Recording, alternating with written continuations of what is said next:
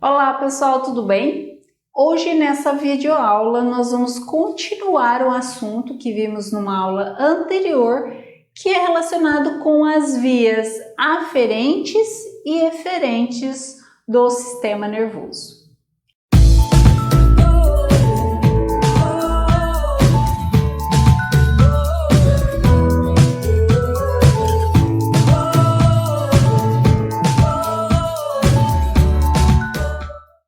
Nessa aula em específico, nós vamos ver então a parte eferente, motora do sistema nervoso. As vias eferentes, ou também chamadas de vias motoras ou vias descendentes do sistema nervoso. Elas são classificadas em dois tipos de vias: as vias piramidais e as vias extrapiramidais. As vias piramidais, elas têm a função de comandar os movimentos voluntários. Já as extrapiramidais, elas atuam controlando, regulando esses movimentos. Nós temos duas vias piramidais e 4 vias extrapiramidais. Nós vamos iniciar falando das vias piramidais. Antes disso, vamos falar um pouquinho de uma outra classificação, que é a classificação que leva mais em conta a funcionalidade dessas vias, né? Que é a classificação em sistema lateral e sistema medial, né? O sistema lateral está relacionado com a localização dessas vias, que está mais lateralmente aí no funículo lateral da medula. Já a classificação do sistema medial são aquelas vias que estão situadas aí mais na região, né, do meio da medula, né, ventro-medial.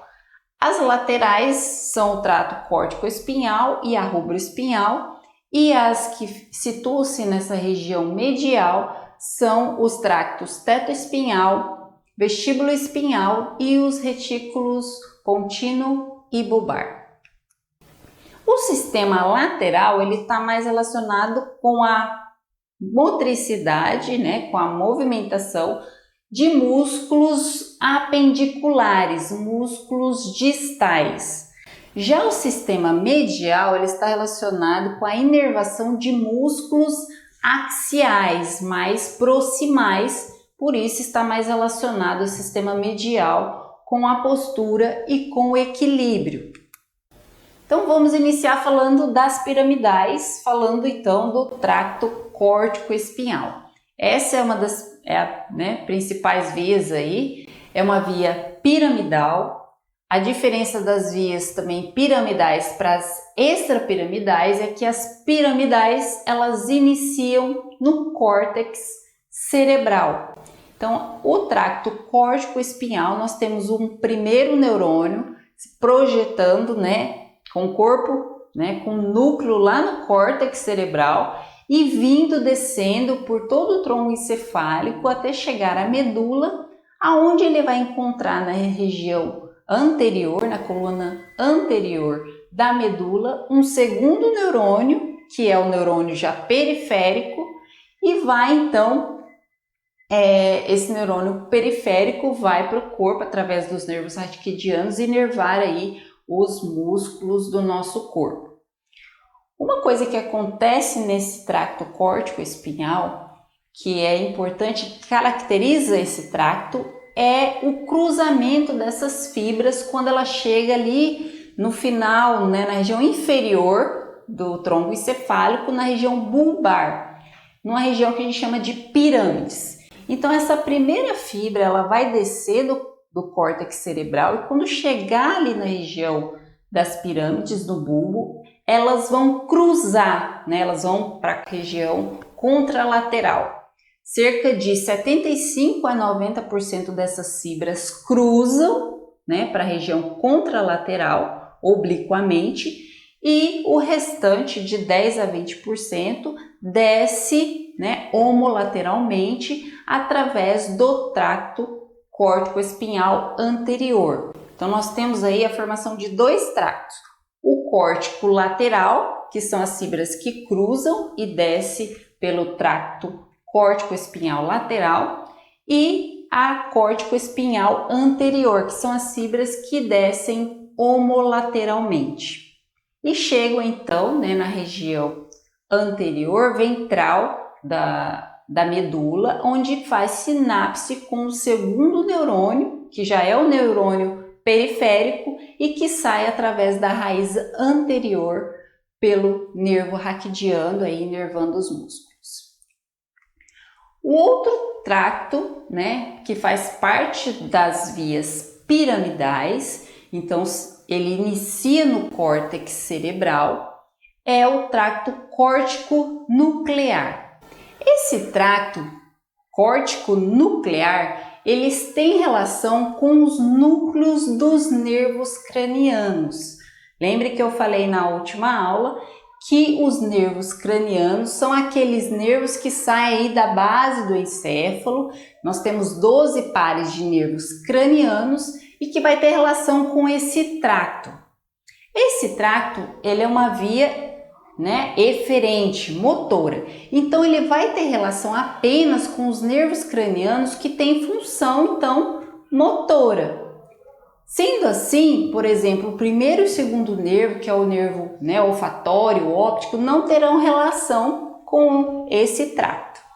Então, conforme essa fibra desce do córtex cerebral, né, ela vai passando pelo tronco encefálico em vários núcleos, né, desses nervos cranianos.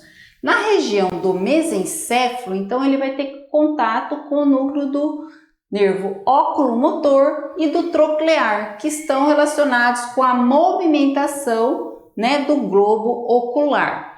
Na ponte, esse tracto vai ter relação então com o núcleo do nervo trigêmeo, que é aquele nervo relacionado tanto com a sensibilidade, mas essa parte não vai entrar aqui nesse tracto, mas sim com a parte que inerva os músculos que estão relacionados com a mastigação. O abducente, que é o nervo relacionado também com a movimentação do globo ocular, e o facial, que é o nervo relacionado com a mímica facial. Já inferiormente, na região do bulbo, nesse tracto, essas fibras vão passar por núcleos do nervo glossofaríngeo, que é relacionado com a inervação aí da faringe, do vago, que é aquele importante nervo que inerva aí todas as vísceras e órgãos torácicos, do acessório, que está relacionado com a inervação de músculos, né, do pescoço, e o hipoglosso, que é relacionado com a inervação do músculo aí da língua. Vamos falar então agora das vias extrapiramidais. A principal característica dessas vias, que ela controla, regula os movimentos, mas que essas fibras elas não iniciam no córtex cerebral como nas vias piramidais, e sim iniciam-se em algum local do tronco encefálico. A primeira via que nós vamos falar é o tracto rubro-espinhal. Como o próprio nome diz, nessa via nós vamos ter, iniciando, né, essa primeira fibra vai se iniciar no núcleo rubro e vai descer através da medula, fazendo sinapse no corno anterior da medula já com o neurônio periférico, com a fibra periférica que irá sair pela raiz anterior aí e seguindo o caminho pelo nervo raquidiano. Esse tracto ele está relacionado com o controle da motricidade dos músculos distais, né? E também ele está relacionado em atividades de músculos quanto à flexão, né, e inibição da extensão. Então aqui nós podemos visualizar no corte aí da medula a região em que nós encontramos, né, esse tracto rubro-espinhal. Então essas fibras elas são encontradas aí nessa região mais lateral da medula. O próximo tracto é o tracto tetoespinal, que está relacionado com o controle do tônus de músculo do pescoço. E por essas fibras desse tracto também tem relação com as fibras da retina e do córtex visual, Sendo assim, uma das suas funções também é o reflexo visomotor. A primeira fibra ela se inicia no núcleo, que fica na região do mesencéfalo, que é o colículo superior, e desce pela medula até a região, anterior da medula, na coluna anterior, em que vai se fazer sinapse com o segundo neurônio e neurônio periférico, que sai pela raiz anterior e pega o nervo raquidiano. Tracto vestíbulo espinhais. Esse tracto ele inicia no núcleo do nervo vestibular. Lembrando que esse nervo vestibular, o vestíbulo coclear, é um nervo também craniano, mas que tem função principalmente, ele só tem função sensitiva. Mas ele tem relação com essa via e devido a isso, essa via também relaciona-se com o controle do equilíbrio. Além disso, essa via também controla o tônus de músculos extensores. Essa via, como eu falei, ela inicia no núcleo, vestibular, lá na ponte, e desce, através da medula, até fazer sinapse com o segundo neurônio, já neurônio periférico, que sai pela raiz anterior aí da medula, ganhando o nervo raquidiano. Então aqui nós podemos ver o local onde nós encontramos esse tracto vestíbulo espinhal na medula. Tracto retículo espinhal, pontino e bulbar. Esse tracto está relacionado com o controle da musculatura voluntária antigravitacional. Então ele está relacionado aí com músculos posturais. Esse tracto ele se inicia no núcleo da formação reticular, sendo que nós temos dois tractos. Um inicia na região da ponte e outro na região do bulbo. Esses dois tractos descem através da medula e vai fazer sinapse com o segundo neurônio e já periférico, que sai pela raiz então ventral anterior da medula, ganhando aí o seu trajeto até o músculo aí efetor. E aqui nós temos o local onde a gente encontra, esses tractos retículo espinhais. Bom, pessoal, espero que tenham gostado, curtam a aula, deem seu comentário, se inscrevam no canal e nos incentive aí a continuar produzindo mais videoaulas.